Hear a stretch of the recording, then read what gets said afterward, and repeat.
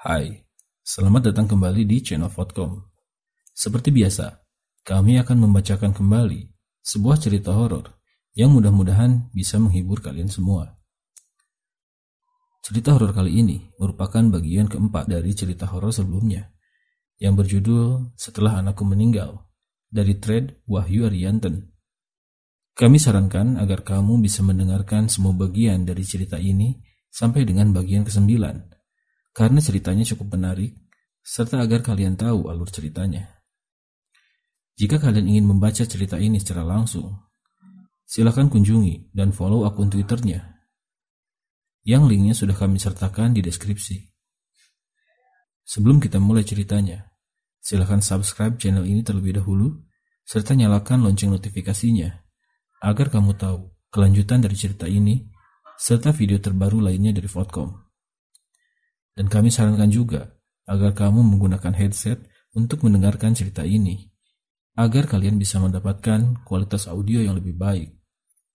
Dan tanpa berlama-lama, mari kita mulai ceritanya.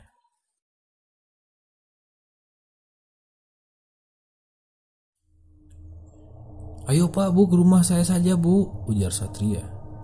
Suraji dan Satria bergantian membantu Bunga Tina untuk bisa sampai ke rumah Satria. Malam itu sepi, tidak ada siapa-siapa di jalanan desa.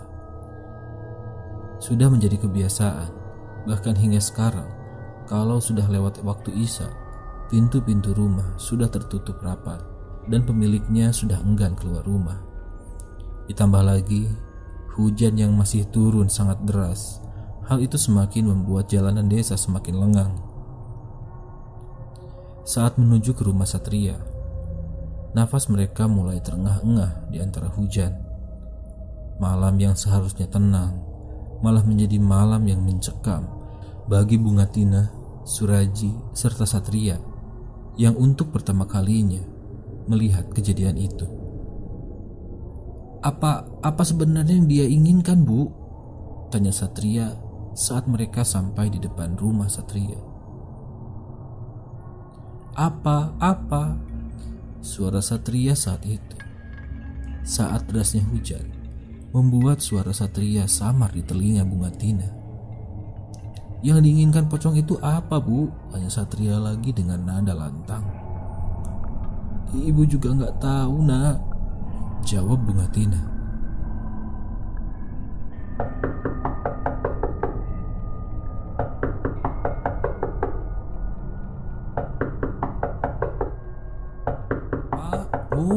Pak, Bu, buka pintunya, Pak, Bu," teriak Satria sambil mengetok-ngetok pintu rumahnya. Hal itu membuat orang tua Satria terbangun dengan raut wajah tegang. Ibu Satria buru-buru membuka pintu.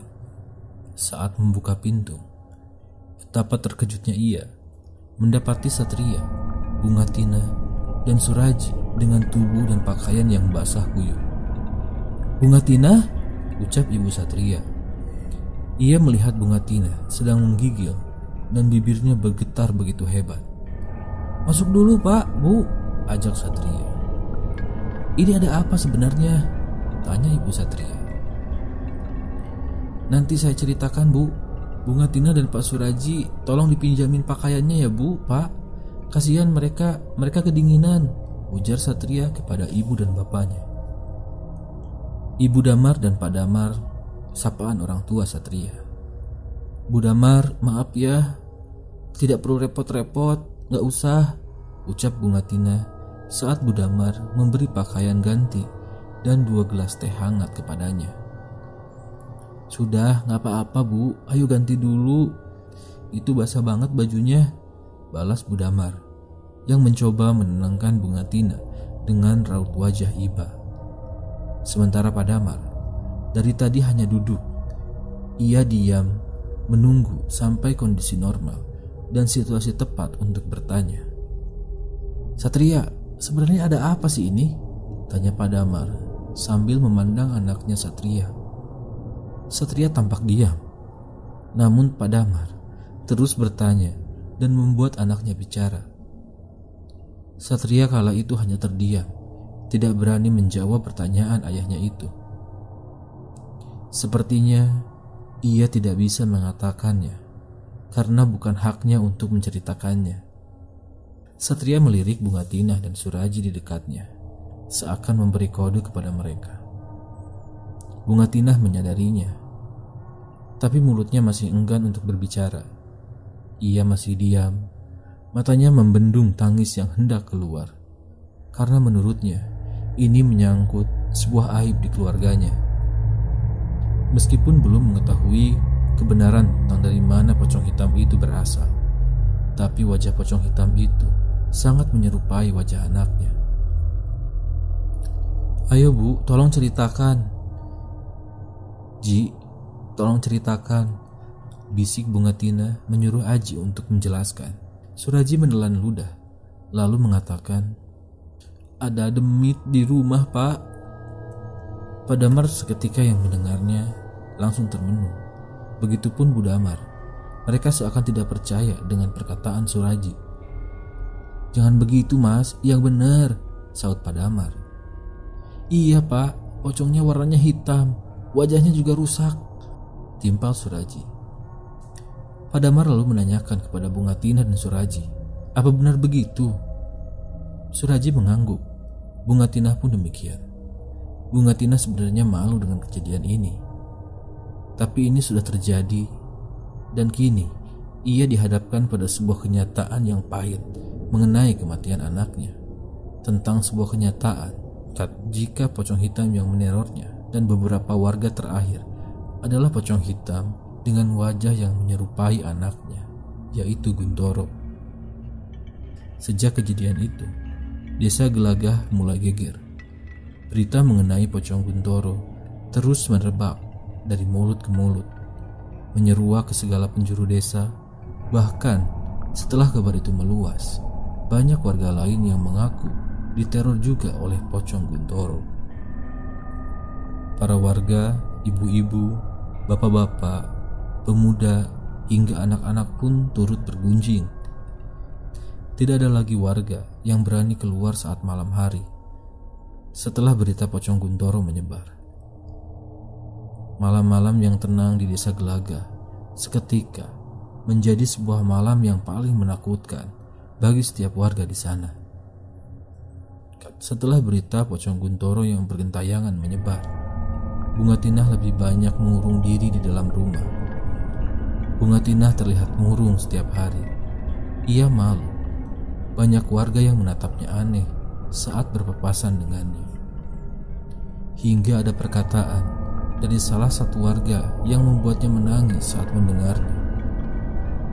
"Tidak hanya saat hidup, saat sekarang saja, saat sudah meninggal, dia si Guntoro masih saja mengganggu ketentraman warga desa Gelagah ya," ucap salah satu warga yang membuat Bunga Tinah sakit hati.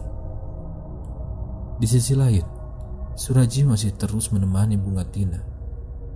Sempat ia pulang hanya untuk memberi kabar kepada istrinya jika ia akan lebih lama lagi menemani Bunga Tinah. Rasa-rasanya ia semakin tidak tega meninggalkan kakaknya di situasi seperti ini. Hingga suatu malam, Bunga Tinah kembali didatangi pocong Guntoro lagi. Saat itu, waktu sudah masuk dini hari, tak seperti malam-malam sebelumnya. Saat itu hawa terasa lebih panas. Beberapa kali Bunga Tinah bangun menyeka setiap keringat yang keluar deras dari badannya. Lalu ia pun bermimpi melihat Guntoro datang menghampiri dengan keadaan menangis. Spontan saat itu membuat ibunya, yaitu Bunga Tinah, bertanya kepadanya, "Kamu kenapa, Nak?" Tapi Guntoro tetap menangis. Tidak lama dari mimpinya itu, Bunga Tinah tersentak dari tidurnya. Ia barusan bermimpi dihampiri anaknya. Kemudian, saat ia terbangun, sadar di atas ranjangnya, ia mendengar suara Guntoro yang memanggil-manggilnya. "Bu, Ibu." Mata Bunga Tinah yang langsung terbuka lebar, mencoba mencari tahu dari mana asal suara itu. Dengan perasaan yang was-was, perasaan buruk pun kembali muncul. Sejak kejadian pertama kalinya, ia menjumpai pocong hitam di rumahnya. Bunga Tina tak lagi tenang saat mendengar suara mencurigakan pada malam hari di dalam rumahnya. Bunga Tina tidak mendapati apapun. Yang ia lihat hanyalah kamar kosong dengan lampu pijar kuning yang menyala redup di dalam kamarnya. Bunga Tina lalu kembali lagi memejamkan matanya, walau dengan rasa tegang yang masih ada, dan membuang jauh rasa takut dan curiganya. Ini hanya pikiranku saja. Bunga Tina berusaha menenangkan pikirannya sendiri. Namun tak lama kemudian, Bunga Tina kembali lagi terganggu. Ia mendengar suara pintu di kamarnya berderit dan terbuka dengan sendirinya. Sampai-sampai pintu itu pun bergerak, memantul dari dinding kamar. Hal itu membuat Bunga Tina seketika terbangun. "Bu, aku datang. Aku kangen ibu." Disertai suara meregang, seperti orang yang sedang kesakitan, serta bau anyir yang tiba-tiba saja tercium di hidung Bunga Tina. Saat itu, Bunga Tina masih belum membuka kedua matanya, tapi rasa takutnya sudah mulai perlahan naik. Walau sudah merasa ada yang tidak beres, Bunga Tina malah penasaran dengan apa yang sedang terjadi di dalam kamarnya itu. Bunga Tina menarik napas panjang sambil mengumpulkan keberaniannya. Lalu perlahan, ia membalikan badannya yang sejak awal membelakangi posisi pintu kamarnya itu. Ia menggunakan guling untuk sedikit menghalangi wajah dan penglihatannya. Ia merasa takut, namun ia penasaran pada saat itu. Bunga Tina sedikit membuka matanya, lalu memandang ke arah pintu kamarnya. Tapi baru saja ia membuka matanya, sudah ada satu sosok berbalut kain hitam dengan wajah guntoro yang tengah berdiri tidak jauh dari ranjangnya dan sedang menatap serta memperhatikannya. Seketika, jantung Bunga Tina berdegup dengan kencang. Ia mulai ketakutan. Bulu kuduknya mulai meregang, dan rupanya sosok itu mulai datang lagi. "Bu, bangun bu." Sosok pocong Guntoro terus memanggil dan membangunkan Bunga Tina. Suaranya lirih sambil merintih seperti menangis kesakitan. Sementara itu, Bunga Tina kembali menutup matanya rapat-rapat dengan menahan rasa takutnya yang masih memuncak. Bunga Tina hanya terdiam dan menahan badannya untuk tidak bergerak agar tidak terjadi sesuatu hal yang tidak ia inginkan. Cukup lama Bunga Tina menahan mata dan tubuhnya agar tidak bergerak, tapi suara itu tak kunjung lenyap. Suara pintu kamarnya kembali berderit dan membentur tembok kamar untuk kedua kalinya. Suara pintu itu terjadi berulang, sementara suara rintihan itu kian menjadi. Suara itu terus terdengar dan semakin keras dari sebelumnya. "Bruk, bruk." Dua kali kata ini yang terus mengisi telinga Bunga Tina. Bunga Tina bingung. Ia termangu, merasakan ketakutan yang memenuhi dirinya. Sementara badannya sudah sakit karena terus menahan agar tidak bergerak. Beberapa kali Bunga Tina mencoba membuka matanya lagi. Pocong itu masih ada di dekatnya. Perasaan Bunga Tina berkecamuk, dan ia memanjatkan doa agar pocong itu lekas hilang darinya malam itu. Terlepas dari anaknya yang banyak dibenci karena perilakunya, Bunga Tina adalah orang yang dikenal sangat taat oleh kebanyakan orang desa. Setelah lama menahan diri dan terjebak dalam keadaan seperti itu, tiba-tiba suara dan bau itu menghilang dengan sendirinya, bersamaan dengan angin-angin yang tiba-tiba berhembus dari luar kamar. Bunga Tina lantas kembali, sedikit membuka matanya dengan sisa-sisa keberaniannya. Bunga Tinah bernapas lega karena pocong itu tidak terlihat lagi dari penglihatannya. Keesokan harinya, ada 3 orang laki-laki suruhan dari petinggi desa itu. Ketiganya mendatangi rumah Bunga Tinah, mengajaknya untuk tahlil bersama di makam Guntoro. Sepertinya petinggi itu mulai khawatir dengan keadaan warga dan desanya karena teror pocong Guntoro yang terus bergentayangan. "Mohon maaf Bu, sebenarnya apa yang menyebabkan ini semua bisa terjadi?" tanya salah satu di antara mereka. Bunga Tinah menggelengkan kepalanya tanpa mengucapkan sepatah kata apapun. Ia mengisyaratkan jika ia tidak tahu bagaimana semua ini bisa terjadi. Tadi pagi ada 2 warga datang ke rumah petinggi mengeluhkan jika rumahnya baru saja didatangi pocong berwarna hitam dengan wajah yang mirip dengan anak ibu. Juga ada yang mengaku diganggu pocong saat sedang di pos kamling, Bu, kata salah satu di antara mereka. Sontak, Bunga Tinah kaget mendengar perkataan itu. "Jangan sembarangan ya, Mas." Bunga Tinah menembis berita itu. "Bunga Tinah, mari kita berdoa sama-sama, memohon agar Guntoro diterima segala amal kebaikannya, serta diampuni segala dosanya, serta diterima di sisi Allah Subhanahu wa Ta'ala, Bu. Semoga setelah ini juga tidak ada lagi kejadian-kejadian aneh yang menimpa desa Gelaga yang berkaitan dengan anak ibu," kata orang itu. Bunga Tinah mengangguk. Suraji yang sedari tadi menemaninya pun turut mendoakan keponakannya. Bunga Tinah kembali diantarkan ke rumah dengan 3 orang suruhan petinggi tadi. "Bu, semoga aman ya Bu setelah ini," ucapnya. "Amin," jawab Bunga Tinah. Ia juga berharap keadaan semakin membaik. Beberapa saat setelah itu, Bunga Tinah terdiam. Ia merasa aneh dengan gelagat dari salah satu orang yang sedang mengantarnya. Pasalnya, orang itu terlihat sedang menaburkan bubuk di depan teras rumahnya.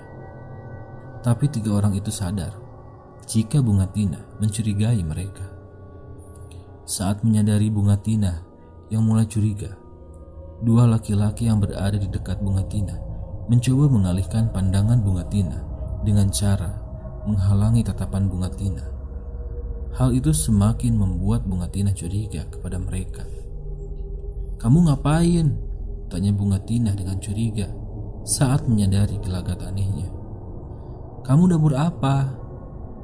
Lalu laki-laki tersebut lantas menghentikan aktivitasnya. Ia berlagak diam seperti maling yang baru tertangkap. "Enggak Bu, nggak ngapa-ngapain Bu," jawabnya dengan wajah gugup. "Kamu pikir aku tidak lihat?" kata Bunga Tinah. "Enggak Bu, ini buat jaga-jaga saja Bu," jawabnya sambil menyeringai. Bunga Tinah lalu menghampirinya dengan tatapan mata mendelik, lalu menatapnya sebentar. Lantas ia langsung bertanya kepadanya, "Keamanan gimana maksudmu?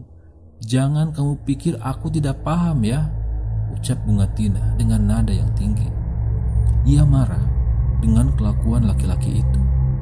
Bunga Tinah pun langsung mengusir ketiga orang itu.